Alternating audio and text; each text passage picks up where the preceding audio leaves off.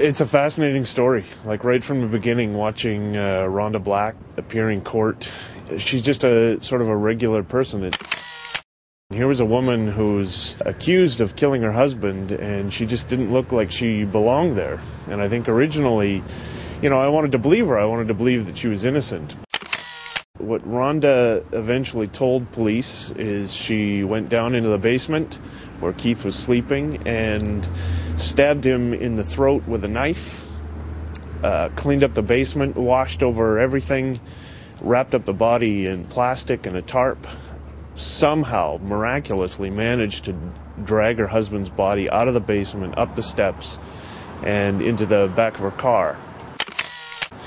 That's where the story gets even a little more bizarre, because she ended up driving into Alberta to one of Keith Black's best friends, where they disposed of the body. This was a friend of Keith Black's, one of his best friends, a man he knew since the 1970s. What it comes down to, I think Howard, made his decision to help Rhonda because of Keith Black's son.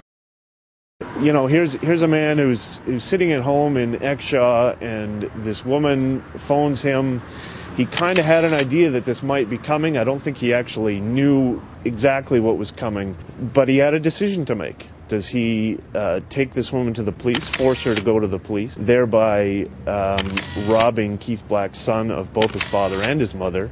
Or does he take her to the police knowing that's the right thing to do? I think he made the wrong decision. They removed the head, they removed the hands, buried the head, tried to burn the hands, and buried the body out in a remote area of Exshaw where Howard Stedman knew grizzly bears would get it and dispose of the evidence. I think justice, for the most part, was done. If there's one quibble that I would have, it's whether Rhonda Black was guilty of first-degree murder or not. She was found guilty of second-degree murder. Rhonda Black spoke with at least two people about killing her husband. She told undercover officers that she had at least some planning. She knew what was coming in their relationship. All their finances were running out, credit card companies calling, the lights were turned off at their Taekwondo school. It's a fascinating story.